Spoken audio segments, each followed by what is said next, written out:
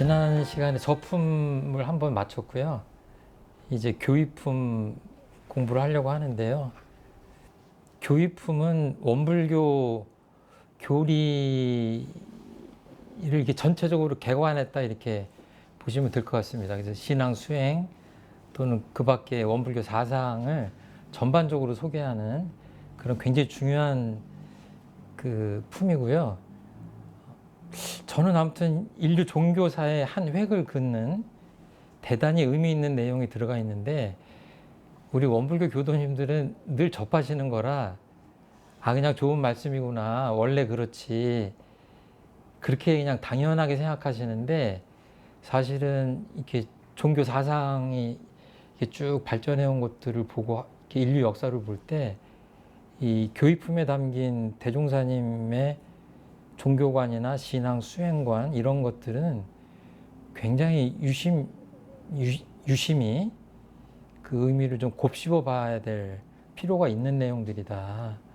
정말로 어떻게 보면 이래서 그 앞으로 오는 세상을 위해서 새로운 교법을 내신다고 하시지 않았는가 하는 거를 이해할 수 있는 그런 품이 지금 교의품입니다. 제 얘기가 정말 그런지 아닌지는 이제 공부하시면서 느껴보시기로 하고요. 제가 한번 읽겠습니다. 천천히. 교의품 1장. 대종사 말씀하시기를, 과거의 모든 교주가 때를 따라 나오시어 인생의 행할 바를 가르쳐 왔으나 그 교화의 주체는 시대와 지역을 따라 서로 달랐나니, 비유하여 말하자면 같은 의학 가운데도 각기 전문 분야가 있는 것과 같나니라. 그러므로 불가에서는 우주 만유의 형상 없는 것을 주체 삼아서 생멸 없는 진리와 인과 보응의 이치를 가르쳐 전미 개호의 길을 주로 밝히셨고, 유가에서는 우주 만유의 형상이 있는 것을 주체 삼아서 삼광오륜과 인의 예지를 가르쳐 수제 치평의 길을 주로 밝히셨으며, 선가에서는 우주 자연의 도를 주체 삼아서 양성하는 방법을 가르쳐 청정무유의 길을 주로 밝히셨나니, 이 세 가지 길이 그 주체는 비록 다를지라도 세상을 바르게 하고 생명을 이롭게 하는 것은 다 같은 것이니라.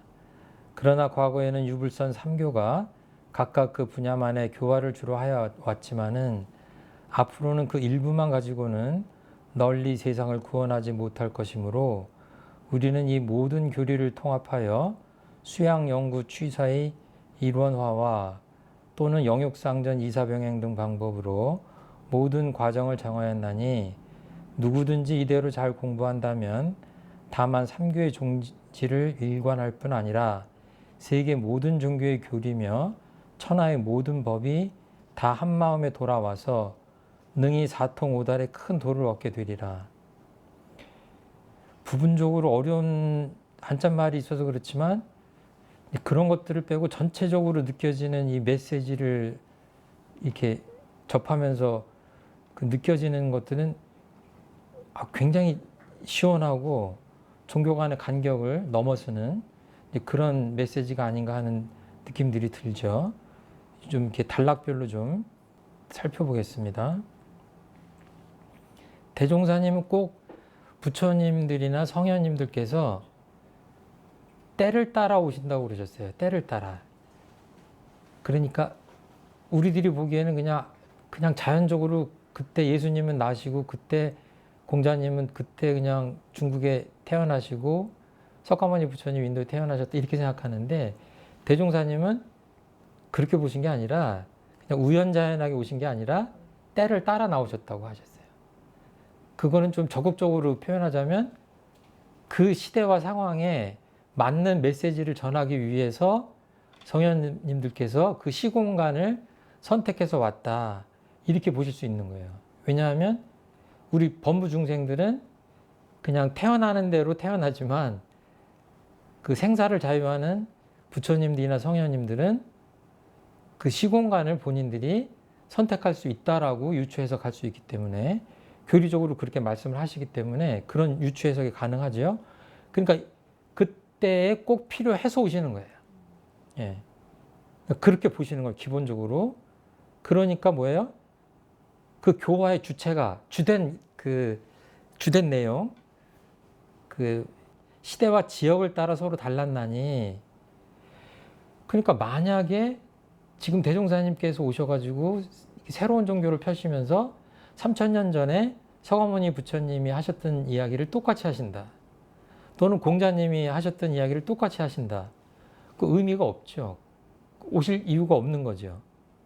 이분들이 보면 저번 시간에도 말씀드렸지만 그 인도 사회에서 그 브라만교 이전에 또 여러 가지 종교들이 그 역할을 하면서 그 인도 사회를 발전시켰지만 서가모니 부처님이 오셨을 때는 그런 종교들이 그 인도 사회에 맞지 않습니다. 그래서 굉장히 여러 가지 문제들이 일어나는데도 불구하고 그 종교들이 제 역할을 못하죠. 오히려 그 종교들로 인해서 나머지 사회 발전이나 이런 것들이 지체되고 또 갈등을 일으키고 하는 그 전에 예수님도 마찬가지죠. 예수님 이전에 그 구약 시대에도 똑같은 하나님 신앙을 했지만 그 가르침 가지고는 되지 않는 거예요. 공자님도 마찬가지죠. 공자님이 제가 조금 이따 재밌는 말씀 드리려고 하는데 그렇게 그 시대와 지역에 따른 어떤 성현님들과 부처님들의 미션이라고 하죠. 사명이 다른 겁니다. 예. 그러니까 예를 들어서 뭐 지금 인도에 가면은 그 왜 길거리에 이렇게 그 소가 다니는데 교통을 방해하는데도 그냥 놔두냐, 이거를 그냥 신앙의 차원으로 보면 좀 해석이 안 되는데 그 계율이 나온 것을 이렇게 쭉 올라가면 사회, 경제, 문화적인 이유들이 있거든요. 그 소고기를 탐해가지고 소를 잡아먹었을 때 그 사람들한테 미치는 영향이 그 소의 그 노동력을 뺏는 결과가 되고 이런 것들이 다 이렇게 학자들이 찾아보면 있는 거거든요. 그러니까 계율도 다른 거예요. 그러니까 큰 핵심 메시지도 다르지만 그 구체적으로 지켜야 되는 그 계율 같은 것도 다른 거죠. 그러니까 어떨 때 보면은 한겨울인데 남방불교에서 오신 스님들 보면 샌들 신고 오실 때가 있어요. 근데 한국에 샌들 신고 오신 것까지는 좋아.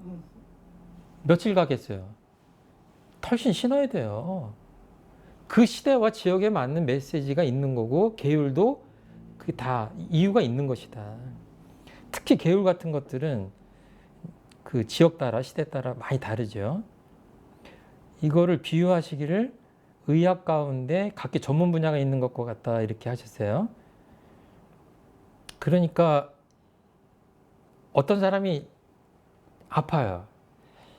예를 들어서 임산부가 뭐 교통사고를 당해서 팔이 부러졌는데 이 사람이 평소에 혈압도 높고 당뇨병도 있었다. 예를 들어서 이 사람이 병원에 입원하면 어떻게 해야 돼요? 다 와봐서 다 봐야 돼요.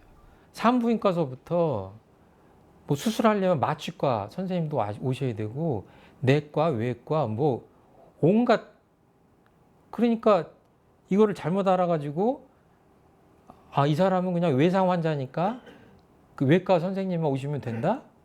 절대로 그 환자한테 맞지 않죠.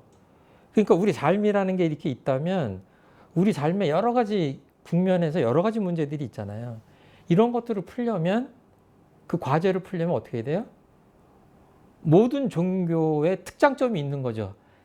어떤 종교는 마치 산부인과 같고 어떤 종교는 외과와 같고 어떤 종교는 내과와 같다면 우리들은 그 환자와 같다면, 그러니까 인생의 요도 공부의 요도 보면은 대종사님이 그 정전에다 그 말씀 하셨잖아요. 이 사막 공부 이런 것들은 의술과 같고 이 신앙은 그 이렇게 약재와 같다 이런 표현을 하셨거든요. 늘 이렇게 보시는 거예요. 그러니까 필요하면 한방도 필요한 거죠. 양방과 한방을 서로 나눌 필요가 없이 뭐만 하면 된다? 건강하게 치유만 빨리 하면 된다. 안전하게. 이제 그렇게 보시는 거예요. 그러니까 지금 우리 현대인들은 보기에 그 제일 큰 종교가 뭐 기독교, 사실은 숫자로 보면 이슬람 종교, 이슬람이 더 많죠. 이슬람, 뭐 기독교, 개신교, 천주교 다 합쳐서, 그리고 불교 또는 힌두교, 뭐 이렇게 뭐 도교 이런 경우는 거의 지금 없다시피 하는데, 그런 그 유교 뭐 이렇게 해가지고 여러 가지 종교들이 있어요. 그러니까 지금 현대인들은 어떻게 생각하냐면, 아, 인류의 종교는 그냥 그 정도가 있나 보다. 그런데 종교사를 보면 어때요? 인류사에 엄청난 종교들이 태어났다가 사라졌죠. 그리고 그런 자양분들이 다 이런 종교에 거의 지금 들어와 있습니다. 그러니까 예를 들어서 기독교가 뭐 그냥 1.1획도 틀린 말씀이 없고 성경에 있는 말씀이 그냥 금과 옥조다 이렇게도 말씀을 하시고, 제가 이렇게 타종교인이니까 제가 뭐라고 말씀드리는 거 불경스러운 얘기일 수가 있는데, 종교사적으로 보자면 예를 들어서 조로아스터교 같은 거를 본다, 경교라고 한, 사실은 거기에 그 뭐랄까요, 천지 창조서부터 그 메시아가 나오는 이런 것과 상당히 유사한 그 서사가 아주 흡사합니다. 그러니까 이걸 역사적으로 본다면 과연 이것이 이렇게 창조적이었느냐 이렇게 할 수 있어요. 그러면 기독교만 그러냐 하면 불교도 마찬가지다. 그 윤회사상이라든지 이런 것들, 그 아주 기본 기저에 깔려 있는 사상들이 그 예전에 인도에 있었던 종교들로부터 이렇게 쭉 발전해 왔다, 이렇게도 볼 수 있는 거예요. 이 좀 옆길로 새는지 모르겠는데, 최근에 한 600페이지, 700페이지 되는 책을 하나 사가지고 지금 읽고 있는 중이에요. 제가 1, 200페이지밖에 못 봤는데, 그러니까 하은주 시대 고대인데, 그 은나라를 상나라라고 그 겹쳐서 부르기 때문에, 그 제대로 부르면 이제 상나라인데, 그 상나라의 문화, 종교, 그리고 왜 나중에 그 공자님이 등장을 해서 새로운 가르침을 폈는지 이렇게 연결되는데, 뒤쪽은 제가 아직 못 읽었고 한창 있는 중인데, 굉장히 충격적인 내용들이 처음에 나와요. 뭐냐면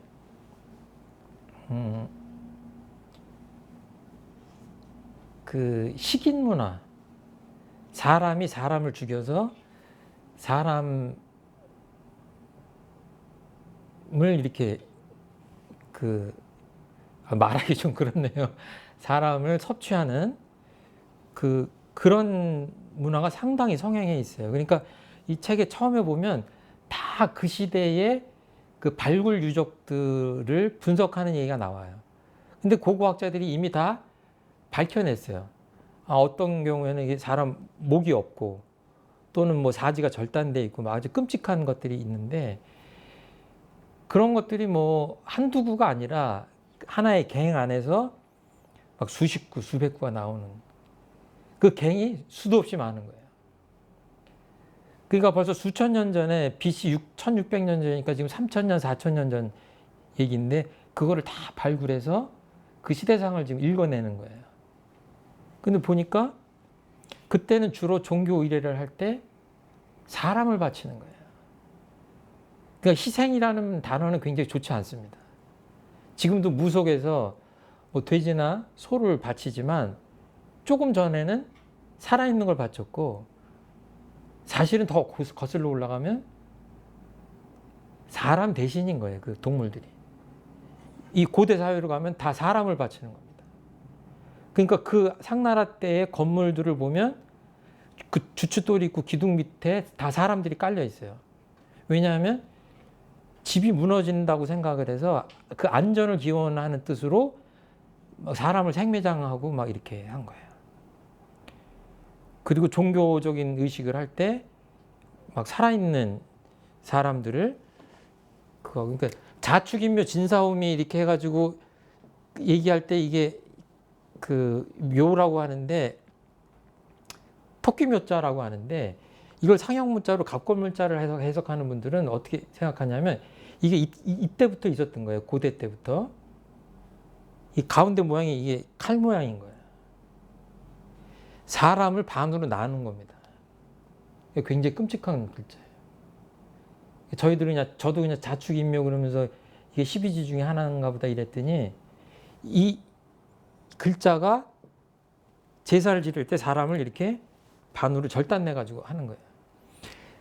그리고 이게 지금 15세기, 16세기에까지의 이때는 이제 지났어요. 이제 주나라가 되고 그러면은 이런 것들이 많이 이런 것들이 없어져요.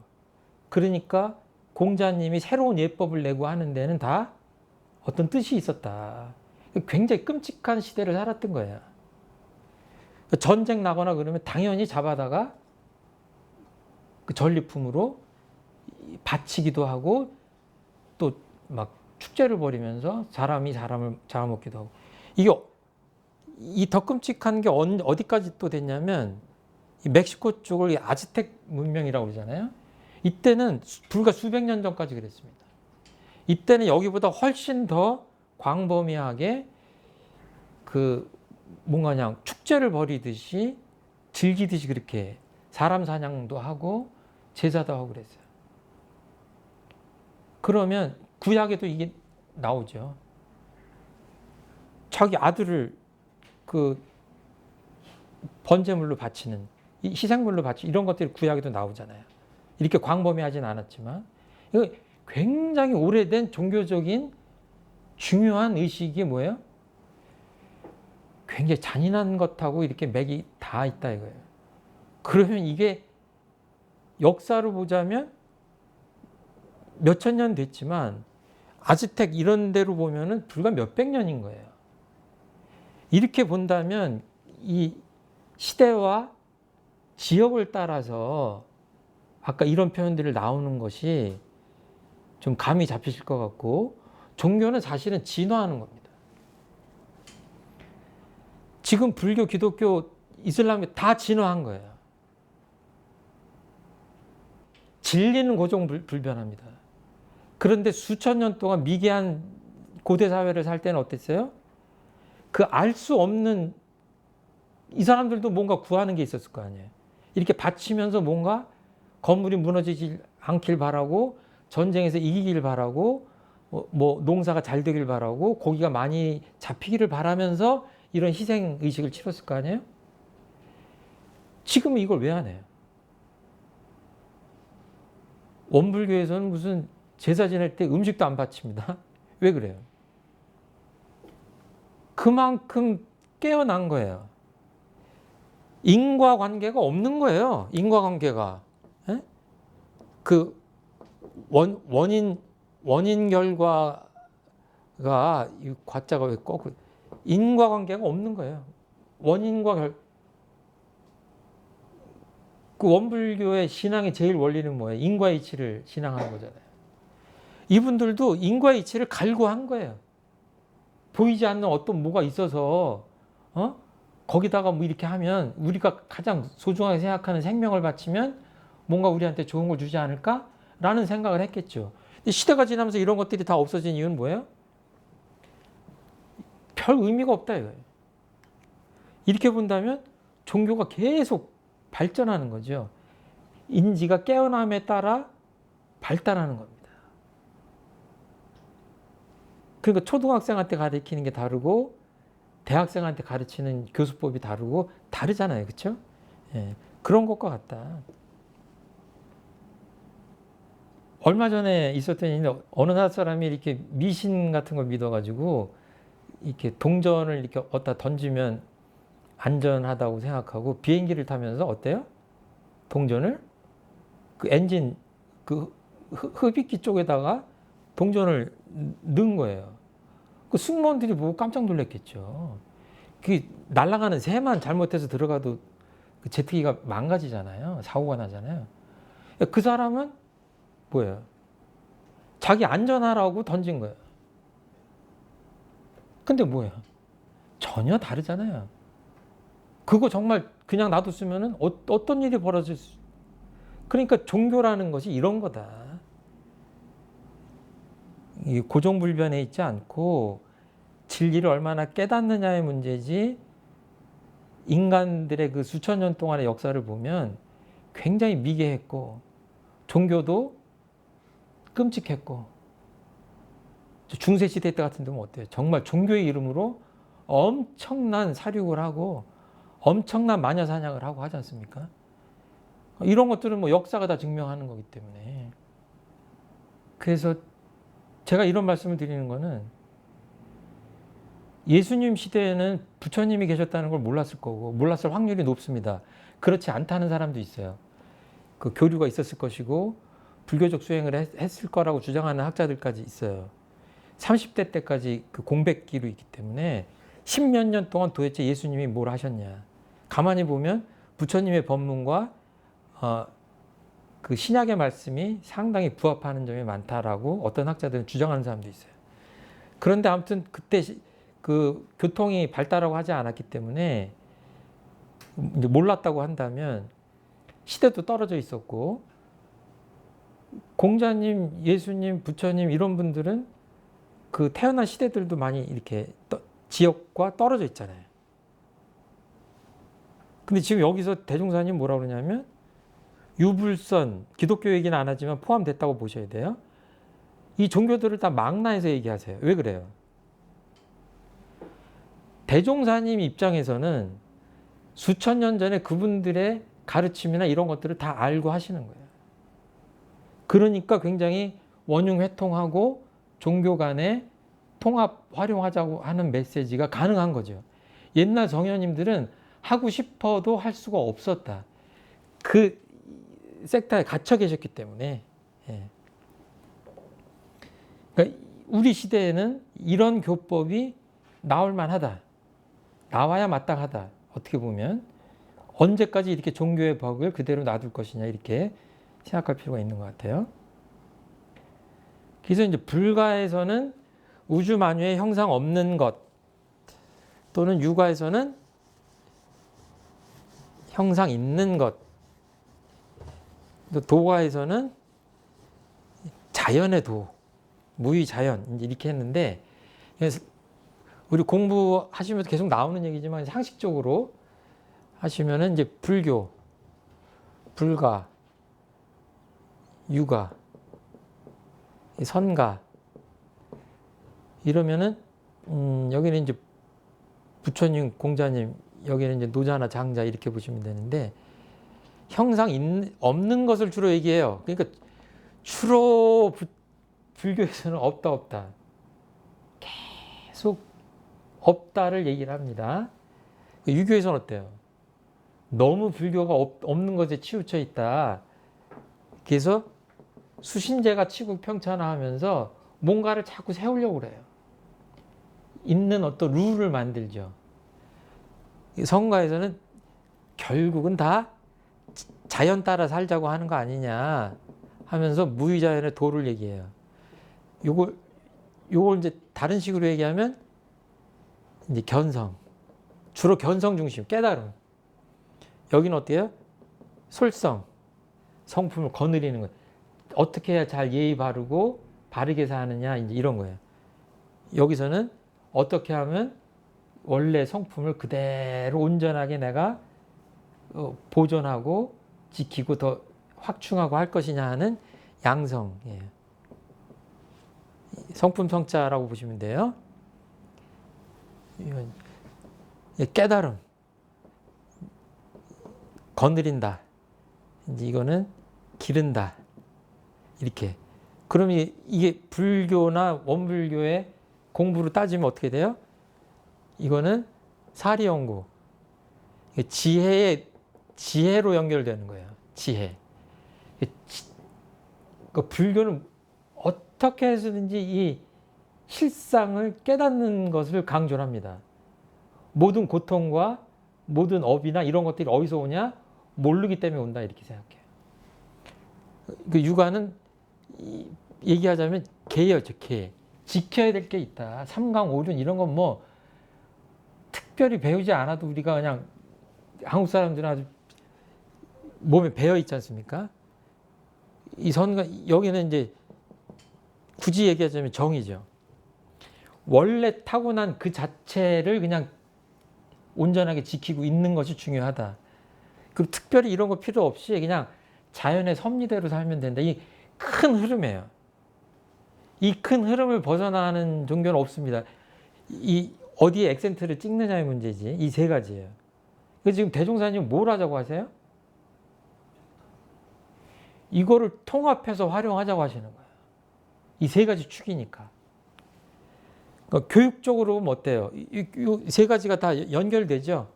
요 이제 지성이라면 요런 것들은 이제 행동을 어떻게 잘 할 것이냐, 도덕적인 거고, 요런 것들은 정서적인 거고, 이렇게 연결할 수가 있죠. 정신수양, 사리연구, 작업지사, 원불교를 하잖아요. 예. 그래서 과거에는 유불선 3교가 각각 그 분야만의 교화를 주로 하여 왔지만 앞으로는 그 일부만 가지고는 널리 세상을 구원하지 못할 것이므로, 그러니까 예를 들어서 그 아까 산부인과 따로 있고 외과 따로 있고 내과 따로 있는데 또 마취과 따로 있다. 근데 거리가 한 10km씩 떨어져 있다. 환자가 급해서 갔더니 아이고 수술을 해야 되겠는데 마취과부터 갔다 오셔야 되겠는데요. 그럼 차 타고 10km 가야 되는 거 아니에요. 10km 갔다 또 와야 될 거 아니에요. 그때 하다가 말고 아 이거는 뭐 다른 선생님이 필요한데요. 말이 안 되잖아요. 이거 과거에는 그랬지만 지금은 지구촌이 됐기 때문에 그냥 한 자리에서 한꺼번에 이거를 공부하면 좋지 않냐 이렇게 보시는 거예요. 그 굉장히 그냥 실용적인 사상을 하시는 분이에요. 대중사님은 시대가 이렇게 변했고 시대가 변했기 때문에 거기에 맞는 교법이 필요하다 이렇게 보신 거예요. 그러니까 수양연구 취사를 개정의 사막을 일원화했다라고 하는 건 뭐예요? 종교 간의 경계를 넘어서 교리를 통합하겠다라고 이해하셔도 돼요. 그리고 영육상전으로 수도와 생활이 둘이 아닌 이 표현하셨는데 이건 이제 새 세상의 새 종교가 필요하다고 보신 거예요. 그러니까 우리는 열심히 돈 벌고 직장 다니고 하면 되고 특별히 무슨 문제가 있어서 뭔가 해결하고 싶으면 산속 깊은 데 사찰을 가거나 어디 종교시설을 찾아가서 종교인한테 도움을 얻거나 또는 기도를 나 대신 기도비 내고 대신 해달라고 한다던가 이런 건 뭐예요? 과거 형태죠. 내가 하는 겁니다. 예. 공부와 일이 둘이 아닌 생활 종교를 지향하신 거다. 그래서 세계의 모든 종교의 교리며 천하의 모든 법이 다 한마음에 돌아와서 능히 사통오달의 큰 도를 얻게 되리라. 그러니까 종교들 중에도 어때요? 특별히 어떤 민족이 선택받았다 하는 교리를 가진 종교도 있습니다. 그리고 특별한 지역에 집착하는 종교가 있어요. 전쟁을 해서라도 반드시 거기를 뺏지 않으면 우리 신앙에 어긋난다까지 생각하는 사람들이 있어요. 원불교는 그런 거하고는 전혀 상관이 없습니다. 예. 그래서 이런 것들이 다 어떻게 우리 마음 안에 딱 이렇게 그 한 마음에 지금 이 가르침이 내 마음에 딱 들어와 있어서 모든 종교의 메시지가 내 마음 안에서 녹아서 갈등을 일으키거나 충돌을 일으키지 않는 경지까지 가야 된다. 그래야 원불교 교도라고 할 수가 있다. 그래서 보면 그 교법의 총설의 정전에도 보면 모든 종교의 교지도 이를 통합 활용하여 광대하고 원만한 종교의 신자가 되자는 것이냐 이렇게 표현하셨잖아요. 그 뭐 정전을 나중에 이제 공부할 기회가 있으면 말씀드리겠지만 우리는 어떤 신자가 되면 돼요? 독실한 신자도 되고 원불교 아니면 죽고 못 사는 그런 신자가 되면 참 좋겠지만 대종사님 식으로 표현하자면 어떤 종교의 신자가 돼야 돼요? 광대하고 원만한 종교의 신자가 되면 돼요. 그러니까 어떻게 보면 꼭 원불교 신자만 이렇게 되라는 법이 없어요.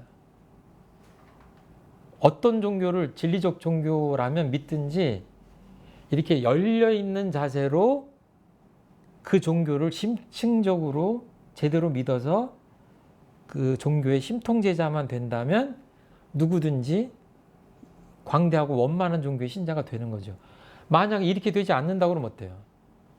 지금 이 시간에도 중동에서 이스라엘하고 팔레스타인하고 지금 계속 사람들이 죽어나가고 있잖아요. 이게 굉장히 잔인한 겁니다. 아까 제가 상나라 얘기했지만 사람 숫자로 보면요, 현대사회가 더 잔인할 수도 있어요. 이 종교 간의 화합, 평화 이런 것들까지도 지금 이 대목에서 우리가 배울 수 있지 않냐 이렇게 생각할 수 있을 것 같아요.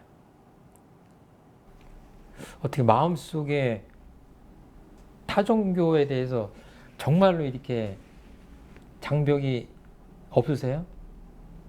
우리는 잘 없는 것 같아요. 근데 타 종교에서 예. 장벽이 있는 것 예. 같아요. 사람을 보면 안 된다고 하긴 하는데 사실 저는 이제 사람 좀, 따라 네, 사람 따라 좀 달라지는 예, 경험이 예. 있어가지고 예. 조금 있는 것 같기 때문에 예. 제 스스로는 좀 예. 그러니까 이제 케이스 바이 케이스인데 적어도 지금 정전에서는 처음부터 이 말씀이 나오시지만 이제 대종경에서는 지금 본론으로 처음 교리를 말씀하시는 거거든요. 처음부터 지금 이렇게 말씀하신다는 건 뭐냐면 원불교에 입문하는 사람이라면 주변의 다른 종교인들이 어떻게 나를 대하고 우리 종교를 대하는가에 상관없이 우리는 그러면 안 된다. 자타를 너무 나누고 우리가 장벽을 만든다거나 이러진 않아야 되겠다. 이게 사실은 다른 종교에 대해서 깊이 이해하려면 다른 종교에 대한 교리도 알아야 되는데 이게 우리 법의 등급으로 보면 출가위에 현재 모든 종교의 교리에도 정통한다는 표현이 있어요. 그러니까 진정으로 그 종교를 깊이 알려면 그 공부도 쭉 해야 되고 다른 종교에 대한 관심도 가져야 되고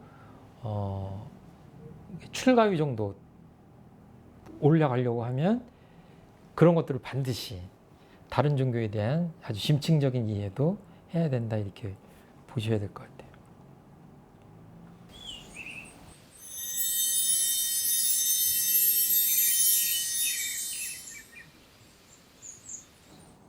교육품 2장입니다.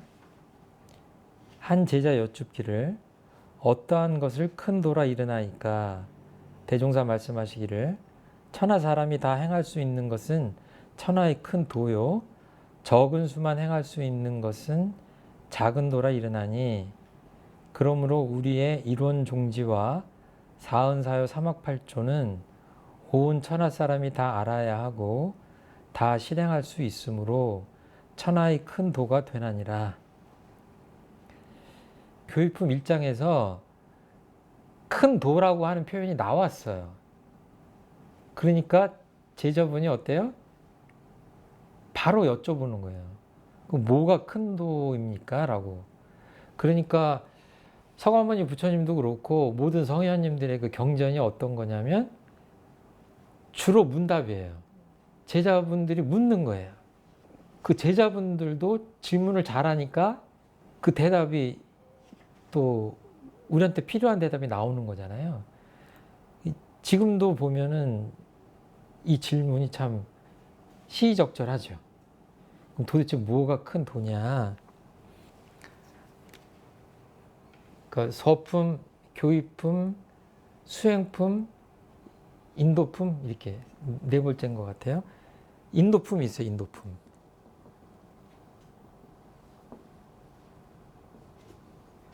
이건 길입니다. 대종사님께서 이렇게 안 하셨어도 길이에요. 길도자예요. 한글로 길을 한자로 도라고 해요. 그런데 이제 정말로 무슨 여기 뭐 원효로 일가 뭐 창경궁로 몇 번지 뭐 이럴 때 그 이런 물리적 길이 아니기 때문에 눈에 보이기도 하고 보이지도 않는 사람으로서 마땅히 지켜야 할 가야 할 그 도리로서의 길을 얘기할 때의 이 도죠. 그러니까 이거는 진리이기도 하고 도덕이기도 하고 이제 이런데 이제 대종사님은 사람이 마땅히 가야 할 길이다. 떳떳이 행하는 것이다. 이렇게 인도품에서 얘기해요. 그러니까 인도품에 가면 처음부터 끝까지 이 도에 대한 이야기예요. 그러니까 이제 이거는 자세한 거는 그때 가서 공부하기로 하고 이제 앞당겨서 나온 겁니다. 그러니까 옛날에 제가 초등학교 때나 뭐 중학교 때인가 이렇게 그때 재미있는 퀴즈 같은 거 그때 이렇게 잡지 같은 데 보면 나오고 그랬는데 여기가 강물이에요. 여기 A 지점하고 뭐 B 지점을 여기를 가장 뭐 안전하고 뭐 빠르게 갈 수 있는 뭐 이런 거 정확히 제 기억은 안 나는데 뭐 이런 것들을 묻는 퀴즈였던 것 같아요. 근데 재밌는 답이 배 타고 가도 되고 뭐 여러 가지 뭐 최단거리를 하면 수학적으로는 여기겠죠. 근데 물이 있고 그러면 이렇게 건너가기 쉽지 않잖아요. 떠내려가니까. 근데 제일 좀 넌센스 같은 답이었는데 제일 안전하고 빠른 길 뭐 이런 것들을 하려면 다리를 이만큼 놓는다는 답이 있었어요. 다리를 이렇게 놓고 이렇게 놓고 이렇게 놓는 게 아니라 아예 여기로 해서 이렇게 놓으면 대각선으로 갈 수가 없잖아요. 일로 놔도 일로 갔다 이렇게 가야 되고 일로 놔도 일로 가서 이렇게 가야 되는데 여기를 다 다리를 크게 놓으면 크게 놓은 다음에 어떻게 하면 돼요? 대각선으로 그냥 질러가면 되거든요. 제가 이 얘기 드리는 이유가 대종산이 이런 스타일인 거죠. 지금 그냥 모든 종교를 통합 활용해서 우리가 가장 안전하고 빠르고 이렇게 갈 수 있는 길이 있다면, 쉬운 길이 있다면 그 길로 가자 하는 말씀 같아요. 저는 꼭 이 대목을 하면 어렸을 때 이 그림이 떠올라요. 그냥 아예 그렇게 다리를 조그맣게 내지 말고 그냥 넓게 내자. 그러니까 길이 적은 수만 갈 수 있으면 뭐예요? 이거를 외나무 다리로 만들면은 얼마나 위태위태하겠어요. 할아버지 할머니들은 손 잡아줘야 되는데 손도 못 잡아주고 이거 뭐예요? 자동차도 갈 수 있으니까 그냥 누구나 갈 수 있는 길을 가자. 그리고 굉장한 자부심이 계신 거예요. 사흔사의 사막팔조는 누구나 다 실행할 수 있고 누구나 다 알아야 된다. 그거 제가 보기에는 이 개인적으로 너무 튀는 발언일 수 있는데 원불교는 어떻게 보면은 종교 같지 않은 종교예요. 굉장히 이렇게 교육적인 종교예요. 사흔 그러면요, 사실은 이게 종교적 가르침이 아니라고 그냥 얘기하면 사람들은 받아들일 거예요. 이 원불교 교육이라는 얘기 빼놓고 이런 얘기가 있어. 만물은 서로 없어서는 살 수 없는 관계로 엮여져 있대. 요새 과학이 다 증명하잖아. 자연으로 봐도 북극의 곰이 죽으면 우리도 죽어. 과학적으로 봐도 양자 물리학 이런 거 보면은 그게 서로 떨어져 있는 것 같지만 그 물리 세계에서도 사람이 쳐다보는 것만으로도 변화가 일어난대. 없어서는 살 수 없는 관계 이렇게 얘기하면 뭐예요? 원불교란 얘기 쑥 빼고 하면은 이게 무슨 그냥 좋은 얘기인가 보다. 근데 듣고 보니까 굉장히 과학적인데 이렇게 들을 수 있는 거예요. 그리고 사막도 뭐예요? 사람이 이렇게 들떠 있으면 안 돼. 차분해야지. 사람이 이렇게 차분해지면 원래 우리 갖고 있는 지혜가 빛난데 뭐 이런 식으로. 그 사리홍구도 어렵게 얘기하지 말고 세상에 눈에 보이는 모든 이 우주 만물에도 다 이치가 있잖아. 사고가 그냥 떨어져? 뉴턴 할아버지가 밑에서 잡아 당기니까 떨어지지? 야, 물은 왜 100도에서 끓어? 교회에서는 120도에서 끓어? 절에서는 80도에서 끓어? 그냥 과학적인 거야, 그냥. 이렇게 접근하면 뭐예요? 그 과학의 원리를 알면 인간이 행복한 거 아니야? 모든 사람들이 다 그거를 지금 추구하는 거 아니야? 이렇게 쭉 풀기 시작하면 사실 너무 상식적인 거예요. 깊이 들어가면 이것이 심오해지니까 종교적인 믿음도 필요하고 가정도 필요하고 그렇지만 쉽게 얘기하면은 굉장히 상식적인 거예요. 그런 생각을 하시지 않았을까. 그래서 천하의 사람이 다 알아야 하고, 그러니까 뭐예요?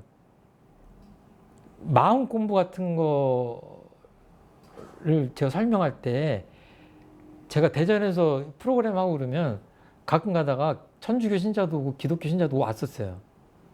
제가 그분들 편하시라고 그래요. 마음 공부는 종교하고 별 상관이 없습니다. 우리가 생각하는 마음은 태초부터 있었습니다. 그리고 무슨 어떤 종교인의 마음이라고 그래서 따로 있는 건 아닙니다. 원래 무생무치한 거 아닙니까? 마음이라는 게. 근데 이 마음을 잘 발견해서 잘 사용하자고 하는 게 마음 공부니까, 그러니까 우리가 보기에는 모든 종교가 다 마음 공부를 권하는 것 같습니다. 저는 같습니다가 아니라 그거라고 생각하죠. 어떻게 마음을 잘 사용할 것이냐가 기본적인 메시지, 모든 종교의 메시지라고 생각을 해요. 그렇게 본다면 뭐예요? 마음 공부 이런 것들도 어떤 종교의 전유물은 아닙니다. 인류가 역사적으로 이렇게 쭉 수천 년 오면서 갈고 닦은 게 뭐예요? 수많은 시행착오를 하면서 마음을 그렇게 쓰면 안 되겠구나라고 깨달아서 지금 현대까지 온 거죠. 그것들을 아주 전문적으로 알려주려고 하는 것이 대종사의 마음 공부죠. 사막 공부라는 것이 마음 공부잖아요. 쉽게 얘기하면 이게 연결되어 있는 거예요. 내 마음을 맑고 밝고 바르게 이렇게 가지고 있다면 어때요? 그 마음 안에 이 사한님의 관계가 들어오는 거죠. 우주 만물의 실상이 들어오는 거죠. 내 마음 거울이 맑아지면, 이렇게 본다면 일원종지라고 하는데, 원불교에서 말하는 일원이라고 하는 거는 특별히 다른 건 아니에요. 이미 아까 말씀드린 그 앞에서 얘기한 그런 내용들이 그냥 일원종지입니다. 그러니까 서품으로 여러 가지로 표현이 되지, 정전에도 뭐 여러 가지로 표현이 되어 있는데, 서품으로 얘기하자면 만유가 한 체성이요 만법이 한 근원이로다, 이런 표현 있잖아요. 이런 것들이 다 일원종지라고 할 수가 있죠. 아주 궁극적인 진리. 대종사님, 이것은 표현이 다를 뿐 모든 종교가 진리적 종교라면 같은 것을 지향한다고 이제 보신 거예요. 천하 사람이 다 알아야 하고 다 실행할 수 있으므로 천하의 큰 도가 되나니라. 이거를 조금 다른 말로 하면 대종사님이 같은 표현을 여러 가지로 늘 쓰십니다. 왜 그러냐면 우리가 갖다 쓰기 편하라고. 공부의 요도. 요도라고 하는 거는 반드시 필요한 요긴한 도다, 이런 표현이에요. 공부의 요도, 이 두 가지가 있어요. 여기 이렇게 있다면 여기는 인생의 요도예요.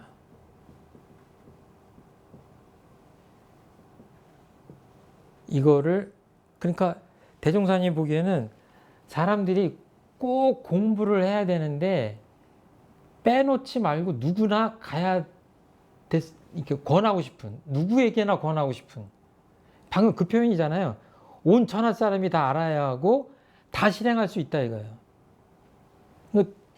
전하 귀천 남녀노소 유무식 할 거 없이 모든 사람이 다 실행할 수 있다라고 권하시는 게 이거예요.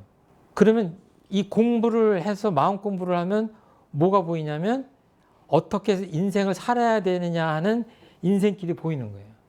이런 구조로 되어 있습니다. 그래서 이거를 사막 8조라고 했고, 8조는 생략할게요. 이건 사은이라고 본 거예요. 천지은, 부모은, 동포은, 법률은, 이렇게 한 겁니다. 그러니까 이 마음 공부를 개정의 사막을 공부를 하면 이 인생길이 보이는 거예요. 이게 둘이 아닙니다. 그러니까 예를 들어서 어떤 사람이 계속 무슨 사업을 하는데 실패를 하고 또 집에서도 불화하고 사회에서도 적응을 못하고 예를 들어서 말썽을 일으키고 이런 사람이 있다 그러면 뭐예요? 뭐부터 해야 돼요? 인생의 요도. 예, 인생의 요도를 잘하면 되는데 이걸 잘 못해. 삐딱하게 옆길로 가고 가시밭길을 가. 문제가 어디 있는 거예요? 이게 잘 안 된 거예요. 공부를 다시 해서 일일이 가르쳐 줄 수가 없잖아요. 공부를 다시 해서 아, 내가 잘못된 길로 가고 있구나라고 여기서부터 다스리면 제일 좋죠. 안 그러면 그냥 여기서부터 누가 귀띔을 해주면 알아들으면 좋죠. 예를 들어서 집안에서 직장에서 다 불화하고 갈등 일으키고 문제를 일으킨다 그러면 부모 은혜 잘 모르고 동포 은혜 잘 모르고 그러면 어떻게 돼요? 그렇게 사는 거죠. 무슨 일마다 잘 안 된다? 이거 뭐예요? 이 이치도 모르고 이 안에 사막도 지금 잘 안 되는 거죠. 그러니까 이거는 커다란 이 지구촌이 뭐냐면 커다란 학교 같다라고 보시면 되죠.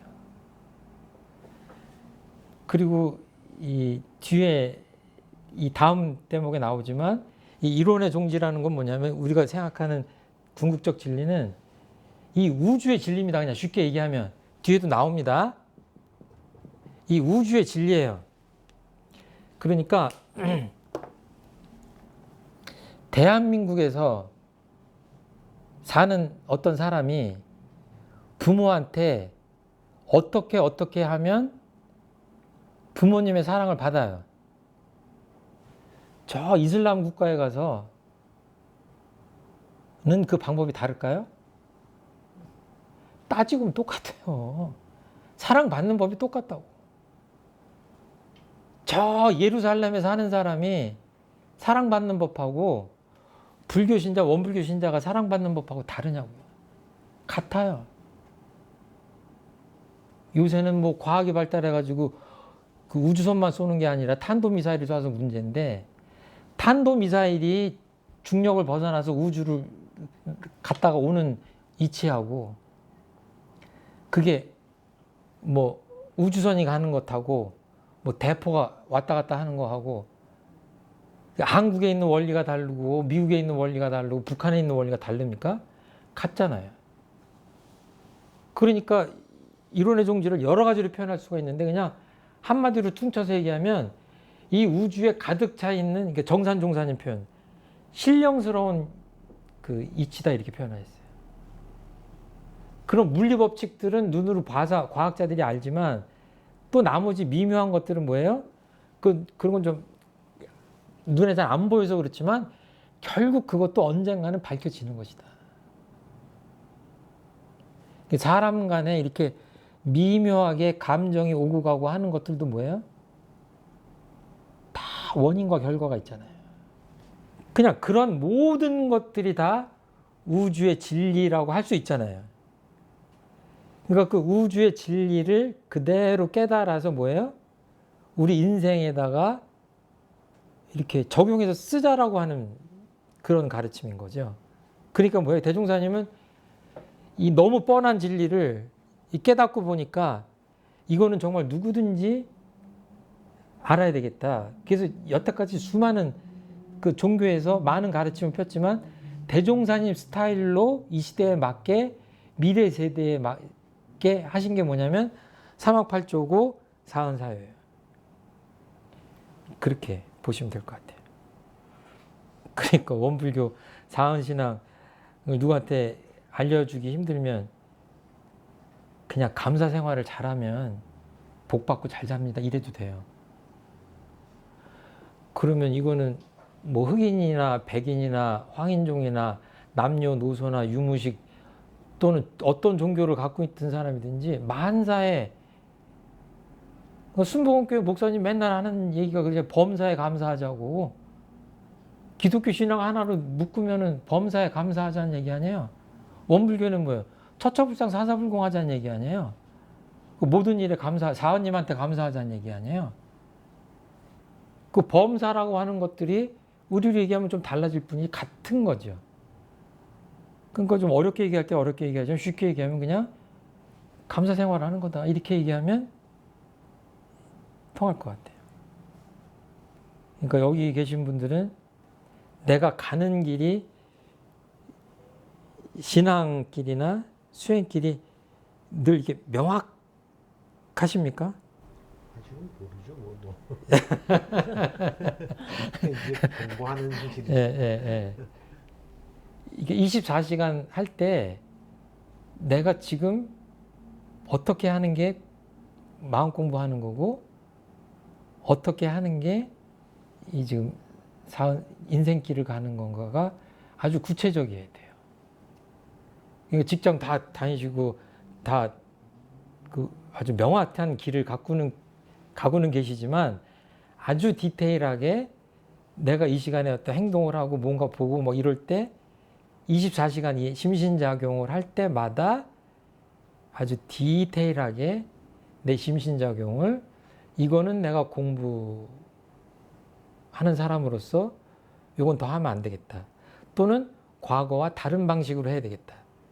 몸과 마음을 사용할 때. 마음 사용하면 몸이 사용되는 거니까 그래서 마음 공부라고 줄여서 얘기하는 거예요. 아, 내가 마음을 이렇게 써야 되겠다. 해야 되고 그런 것들이 24시간 쭉 연결돼야 되죠. 그러면서 아, 이때는 정말 어떻게 해야 될지 모르겠는데 하면 그때 연구해야 돼요. 그리고 물어보셔야 돼. 이 마음 공부를 잘 하시는 분한테. 이게 뭐 거대하게 아니 뭐 이렇게 열심히 살다 뭐 죽으면 되지 이런 게 아니에요. 아주 디테일하게 24시간을 돌아볼 수 있어야 돼요. 예. 유명한 종교학자 오강남 씨라는 분이 원불교에 대해서 굉장히 좋은 얘기를 하셨어요. 세상에 많은 종교가 있는데 그 심층 종교라는 이야기를 하면서 심층이라는 거는 깊은 층이라는 얘기잖아요. 이 심층 종교가 많지 않은 것 같다. 그러면서 몇 종교를 얘기하면서 원불교를 심층 종교라고 표현하셨어요. 근데 저 개인적인 생각은 뭐냐면 심층 신앙이랄까? 심층 신자가 필요한 게 아닌가 그런 생각이 들어요. 대종사님은 나중에 보면 전망품에 나오지만 그 기독교 장로분이 원불교에 귀의하려고 하면서 마음에 갈등이 생긴다고 하니까 그렇게 안 하셔도 된다. 그냥 예수교회 예수님의 심통제자만 되면 된다. 라고 표현하셨어요. 꼭 이거를 그 뭐라고 그래요? 그 종교를 이렇게 옮기지 않아도 된다.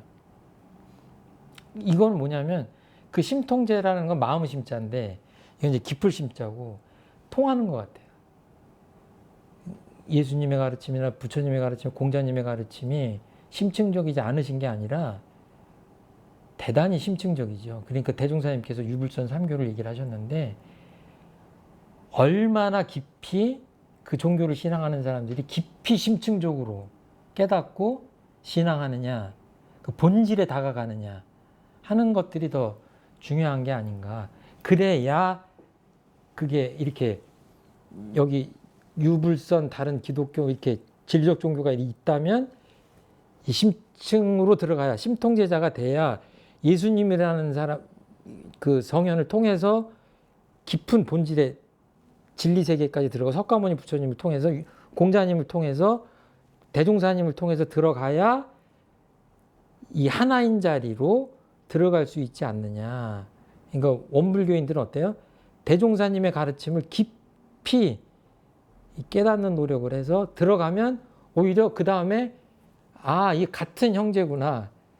같은 가지에서 나온, 같은 뿌리에서 나온 종교구나. 이런 것들을 이제 알 수 있지 않을까 이렇게 생각을 합니다. 여기서 뭐 이제 삼동 윤리도 나오고 이제 다 나오는데 예, 이제 서품에서도 공부한 내용이 그렇습니다. 혹시 1장, 2장 들으시면서 느끼신 거 있으십니까?